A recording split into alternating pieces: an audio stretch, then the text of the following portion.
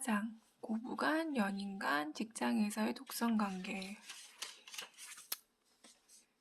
여기 보면은 며느리 P씨가 이제 시부모 사이에서 어떻게 독선관계를 갖게 되는가, 이걸 어떻게 타파하는가 이게 나오거든요. 일단 이 P씨가 굉장히 좀 착하고 공감 능력이 굉장히 좋은데 이거를 주변 사람들이 이용을 해요.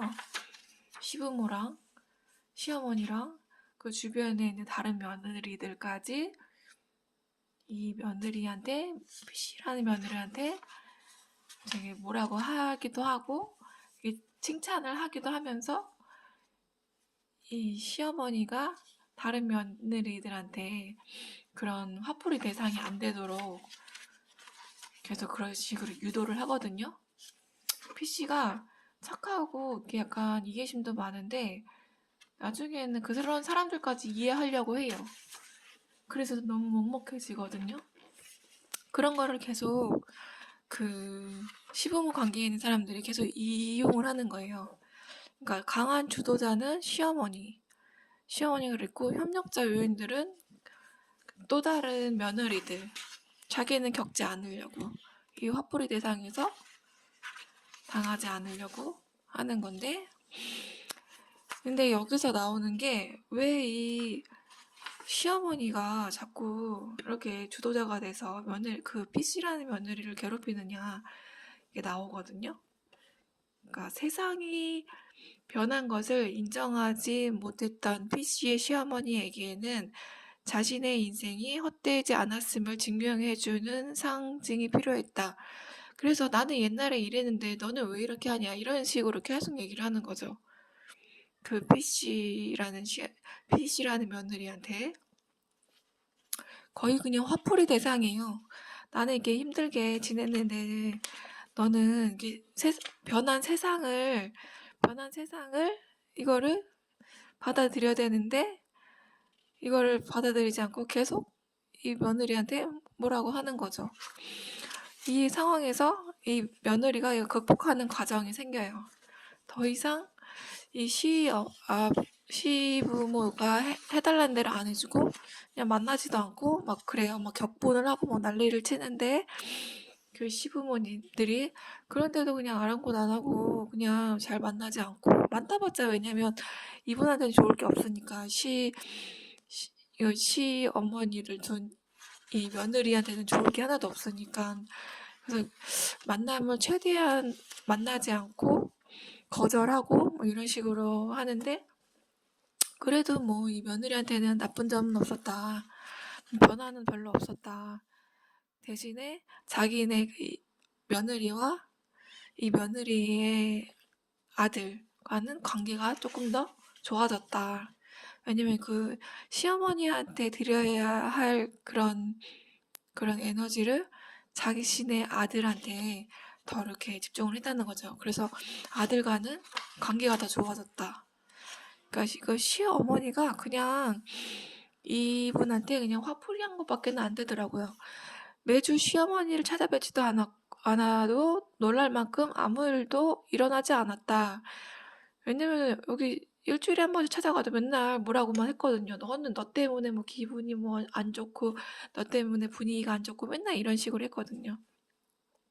뭐 도리, 천륜, 효도, 시댁 식구들이 입에 달고 살았던 말을 막상 그들 스스로는 그 누구도 지키지 않은 것을 바라보며 그녀는 쓴웃음을 지었다. 매번 이 주변 사람들은 막 도리, 천륜, 막 효도 막 이런 걸 강조했거든요. 이 며느리한테, P씨라는 며느리한테. 근데 그 사람들은 뭐 지키지도 않았어요. 그냥 말만 계속 그렇게 했지.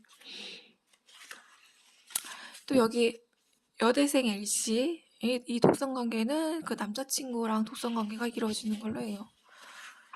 서로 만나는 거, 아니면 연락하는 거, 연락 문제, 뭐 이런 거에서도 이 여대생의 남자친구가 자기가 주도권을 갖고 이 여자친구를 계속 만나려고 하고, 항상 뭐 이런 식으로 자기 편한 시간대만 만나려고 하고 연락하고 뭐 연락을 안 받으면 되게 뭐라고 하고 뭐 이런 식이거든요.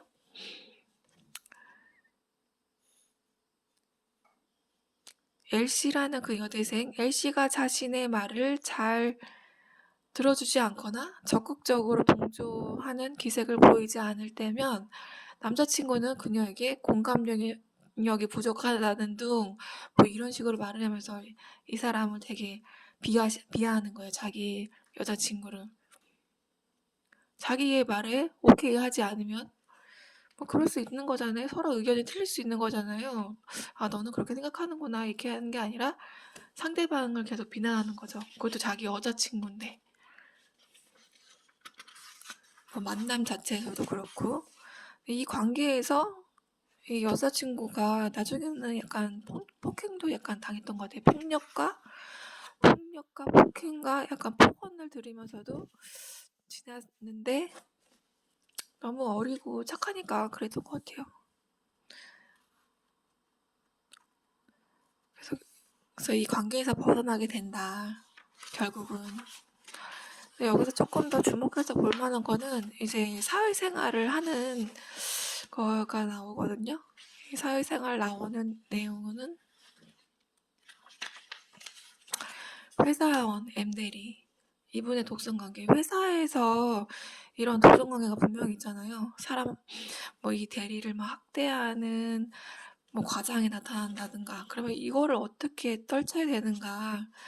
결국에는 이 대리가 부당한 일을 겪으면서 그냥 그만둘 생각을 하는 거죠. 근데 그만두지 않고 다른 방법을 찾아내서 이 독선관계에서 벗어나는 거 이런 얘기를 하거든요.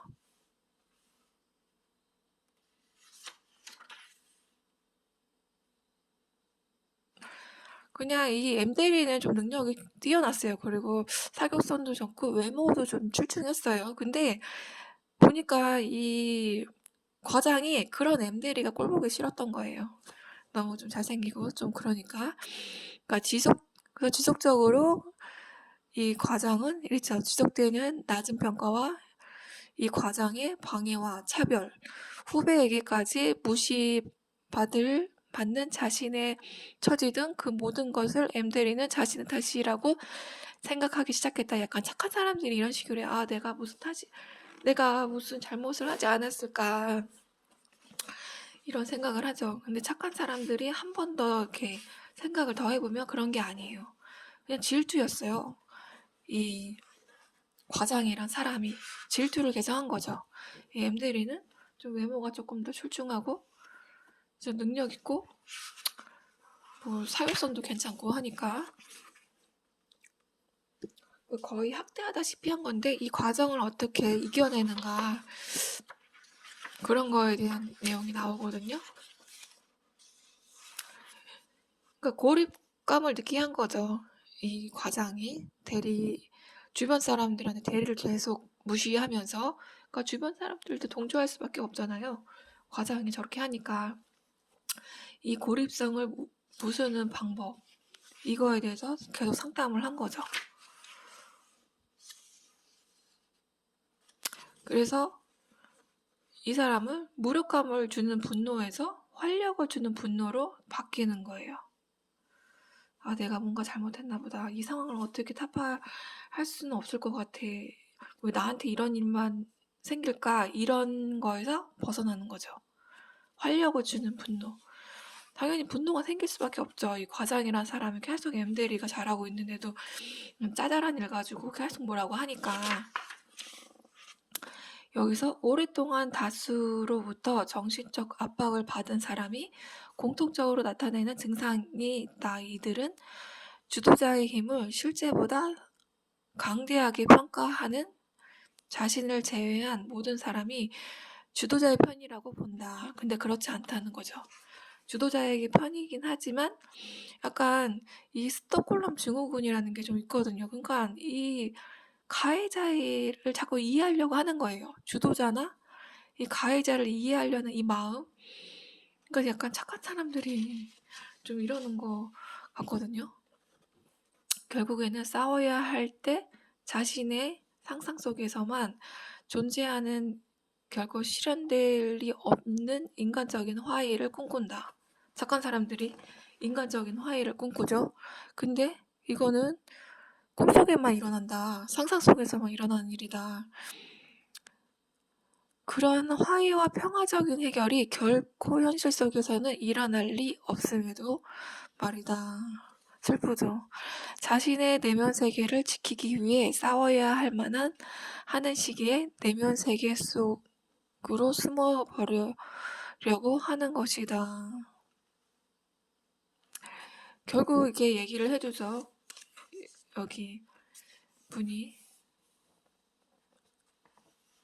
회사의 목표가 이윤을 내는 것이지 과장의 권위를 유지하는 것은 아니다. 이렇게 작가님이 이렇게 얘기를 해줘요.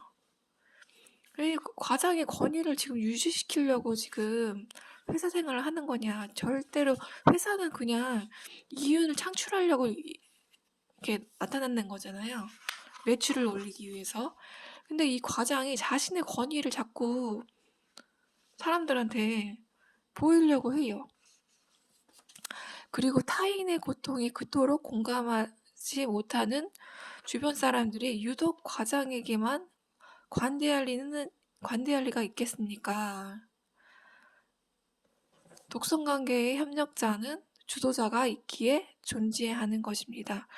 이 주도자를 그냥 협력한다는 거죠. 주변 사람들이 주도자가 저렇게 하니까 저렇게 과장이 저러니까 그냥 협력을 하는 거죠.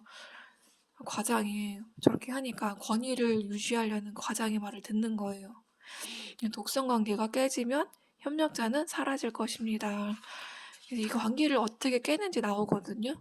결국에는 이 대리는 결국 직장 내 익명 어플리케이션에다가 브라인드의 회사의 인사관리과를 통해 자신에게 가해자는 부당한 과장의 행위를 보고 있다. 그러니까 다행인 게 이 회사가 인사위원회가 있으니까 다행이지. 인사위원회 이런 데도 없는 작은 회사들이 많을 거잖아요. 이런 회사들이 얼마나 있겠어요. 그래도 이 대리는 조금 더 큰 회사, 좋은 회사를 갔기 때문에 좀 싸우려고 좀 했던 거예요. 왜냐면 조금 낮은 회사로 가면은 낮은 회사에 들어갈 수는 있겠지만 금전적으로 여기 회사가 더 좋거든요. 그래서 타파하려고 한 건데 인사위원회가 있을 정도면 그래도 작은 회사는 아닐 거예요. 완전히 뭐 괴롭힘을 어떻게 한 게 아니라 막 힘들게 괴롭힌 게 아니라 되게 치졸하게 한 거예요. 간단한 보고서를 무려 10회 이상씩이나 그것도 줄간격이나 문단 형식을 빌미로 이걸로 다시 반려를 내게 한 거죠. 다른 이유도 없어. 그냥 보고서를 조금 틀렸다고 줄간격 이런 거. 누가 보아도 상식 밖의 일이었다. 인사과가 보기에도 명백한 회사의 이익에 반하는 일이다. 그러니까 회사 자체는 이익을 창출하는 것인데 이건 줄간격 틀렸다고 줄간격 틀렸다고 이거 자꾸 반려를 10번씩이나 했다는 건 비상식적인 얘기잖아요. 이거를 인사위원회에 M대리는 보고를 한 거죠. 근데 이때 이 과장의 태도가 상당히 더 웃겨요. 이거를 인사위원회에 냈을 때 과장은 M대리 앞에서는 굉장히 더 당당했어요. 너 같은 게 뭐 이런 걸 올렸어? 거의 이런 식이었죠. 근데 보니까 권위주의적인 태도가 평소와는 모르게 달라진 데가 있어요. 인사위원회에서 올라가서는 자기가 잘못됐다. 이렇게. 그러니까 이런 사람들 보면은 강한 사람한테는 아주 강하고 자기보다 밑에 있는 사람들한테는 아주 못되게 구는 사람들 많이 봤잖아요. 결국 그런 사람들이었어요. 그러니까 이 M대리가 그냥 능력 있고 사교성도 좋고 잘생기고 뭐 이러니까 이 사람을 그냥 괴롭힌 거밖에는 안 되거든요. M대리는 한동안 과장에게 다른 방식으로 보복당할까 조금 두려웠다. 이렇게 뭐 10번씩 뭐 이런 거 아니고. 근데 그 이후로는 한번 뒤인 거죠. 그런 일은 별로 없었다. 이렇게 나와요. 그러니까 M대리는 독성관계 희생자였다. 이게 사회생활 하면서 이런 일이 있을 수도 있을 거다. 약간 이런 생각을 좀 건강한 사고방식을 좀 갖고 있었던 거예요, M대리가. 일단 한번 독성관계가 형성되면 그 관계 안에서는 자신이 부당하고 고통스러운 대우를 받는다는 것조차도 알아차리기 어렵다. 그렇죠. 돈 버는 데니까. 이익을 위해서 일을 해야 되는 거니까 조금 힘들어도 조금 내가 참아야지 이런 마음도 있었을 거예요. 그런데 이런 사람들은 한번 얘기를 해주고 짚어줘야 된다. 안 그러면 계속 이런 일이 발생되고 M대리는 이건 내 탓이야, 이거 내 탓이 아닐까 또 이런 식으로 갈 거예요. 그 다음에 5장 자격 없는 자들을 당신 마음에 허용하지 말 것. 분명히 나쁜 사람들이 있다. 그런 사람들을 더 이상 받아들이지 말자. 약간 스톡홀름 증후군 얘기하는 거거든요. 나쁜 짓을 한 사람들의 마음을 해서 그 사람이 그렇게 할 수밖에 없는 거. 근데 범죄는 범죄거든요. 범죄까지는 아니고 그냥 직장 내 괴롭힘으로 나오는데 괴롭히는 것도 일단은 작게 범죄거든요. 그러니까는 그런 사람들을 마음에 허용두지 말자. 5장은 다음 시간에 할게요.